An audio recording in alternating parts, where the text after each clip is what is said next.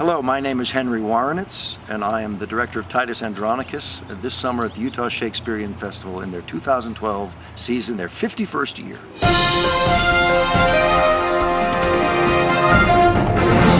Why would the Shakespeare Theatre want to initiate a program called Complete the Canon?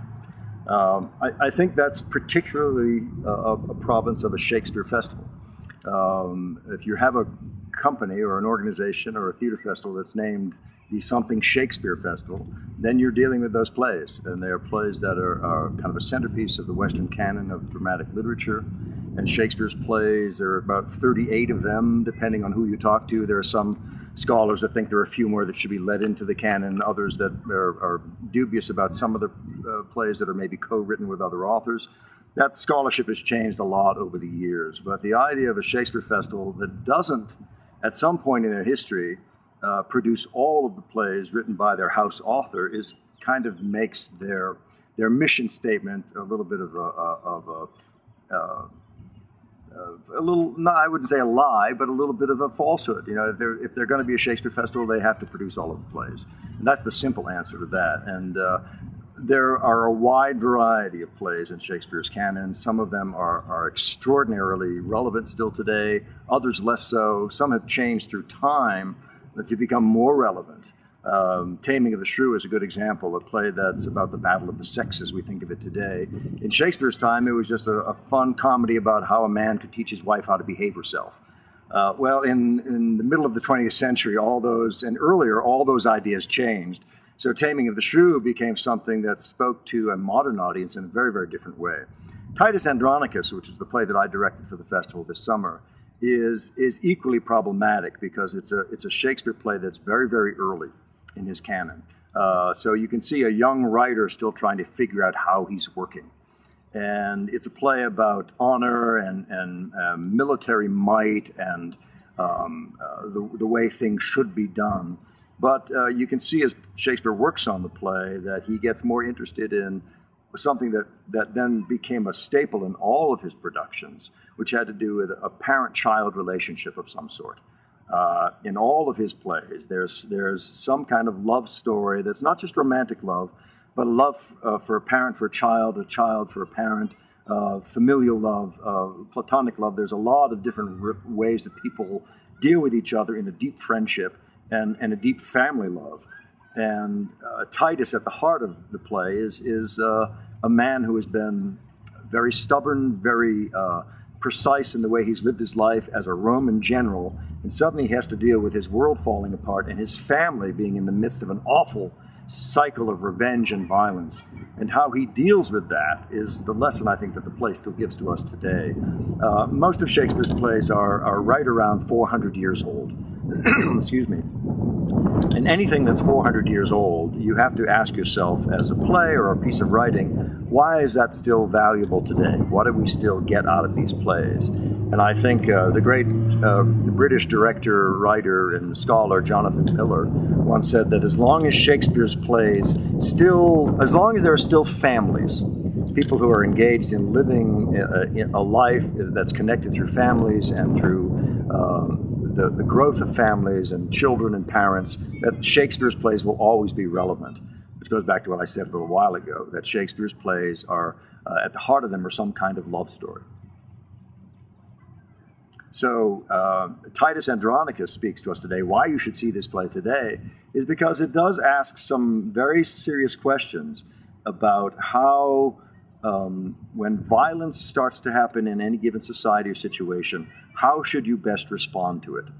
And there's a question at the very end of Titus Andronicus where one of the characters literally looks at the audience and after all these people have been kind of exacted their revenge upon and had their revenge taken out on them, and there's about 13 people dead by the end of this play, which is not uncommon for Shakespeare plays. A lot of people die in them, generally for justified reasons. But Marcus, the character, asks the audience, have we done right in responding to these things that we had to deal with in the course of this play? And I think I've deliberately kind of rearranged some of the final text of the play to ask that question directly to the audience and make the audience think about that a little bit. What they've just seen is kind of a wild ride of a revenge tragedy, which was extremely popular in Shakespeare's time. Again, this is an early play of Shakespeare, so he was writing the kind of play that the audiences were responding to. But asking those questions about a play that's 400 years old is the only reason really to do those plays anymore. If you're going to do Hamlet or King Lear, there has to be some connection to the people sitting in front of the audience, in the audience today, watching that play, and how it relates to them. Does it ask questions about certain things in their lives, about the way a society functions, the way families function? As I said earlier, families are an intimate part of Shakespeare's plays, of all of his plays to some degree. And I think it's that idea that keeps people coming back to Shakespeare again and again and again.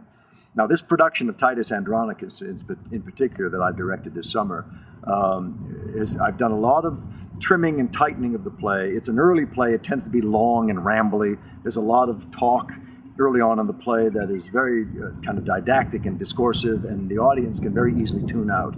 I've taken a very fine scalpel to a lot of that language, most of which scholars believe in the first part of the play is not really written by Shakespeare. It's another author, which was not uncommon in the time. Shakespeare co-authored a number of plays with different authors, which many playwrights of the time did for theater companies. It was a way they could make a living and churn out more work. But I've been able to kind of trim a lot of that down and to keep the play moving very quickly and very succinctly to certain dramatic points in the story that keeps the audience far more engaged. Now, those are the people in your audience that know Titus or know about it. Always it comes down to, oh, that's the bloody one. That's where people's heads get cut off and hands get cut off. Yes, that's an intricate part of this plot, or an intrinsic part of this plot, rather, and a very intricate plot. And so what we've tried to do in this production is to stylize that violence, per se. So we're not seeing gallons of stage blood and trying to gross the audience out with what the movies do so much better than we could ever do. What we're trying to do is what the theater does very well. It engages an audience's imagination. It asks the audience that are live there that evening to participate with us in the creation of this story, and not to just give you everything, but to suggest things and let your imagination fill in the rest of it. So I don't want to give too much away, but when the audience comes to see this particular production of Titus Andronicus, it moves very quickly, it's very theatrical, and it asks the audience to engage in this like a story that's being told right in front of you, right now, and giving you some really kind of wonderful visual things to go, ooh, and enjoy, and not be just totally grossed out by gallons of stage blood and mayhem and mutilation. And there's some very dark and serious things that happen in the play. And the tricky thing about working on this play is not to make it, one, comic, because sometimes stage violence done in certain ways just make us laugh at it because it seems so ridiculous. So we've tried to make this violence, the most violent moments in the play, we've tried to make kind of stunningly theatrical and at the same time kind of beautiful to watch. And I think that sets up a contradiction within an audience where they're watching something that's intrinsically awful, someone cutting their hand off, but it's done in kind of a stylized, beautiful, theatrical way that makes you go, oh, wow. And I think that's an interesting point for people to live in, where that's something that's awful that makes them go, oh, wow. Now, we're not trying to glorify this, but we're trying to tell the story and hit all the major points of the story, some of which are very violent, to make it the larger point of, is this the way, when someone does something bad to you, is this the way to respond? Do you respond something bad in kind? Or do you go, as the famous saying says, do you turn the other cheek? All right. So this is the question that the play asks, and I think our job as theater artists with Shakespeare's plays are not to answer all those questions. We want to present the play, do it really well, and the Shakespeare Festival here in Cedar City does a tremendous job of it, and this summer is a very strong season. I encourage everybody to come see these plays. They're really terrific, very well produced, a great company, strong actors, wonderful directors, great designers. But we ask through that process the question without necessarily providing the answer. That's where the audience comes in. An audience has to come and participate in a live event of energy. There's an old saying that the theater doesn't happen up on the stage, it doesn't happen out in the audience, it happens between the two. So they're starting an initiative to complete the canon, which is what a Shakespeare festival should do. do all of the plays. And if you started this year, in 12 years, if you came every year, you would see all the Shakespeare plays. And that's something not everybody can say. Not everyone can say that. That's a great kind of feat. Titus Andronicus is an early play in Shakespeare's production in his canon, so it's been fun to work on those early plays and make them still relevant and speak to a modern audience. And this particular production, I think, tries to speak to an audience in terms of asking about the violence and asking about the theatricality and how we can portray this kind of work in a way that's still relevant to us today, still makes us think about things in our own lives, and at the same time is an enjoyable, thoughtful, entertaining evening in the theater. So that's what we're trying to do here.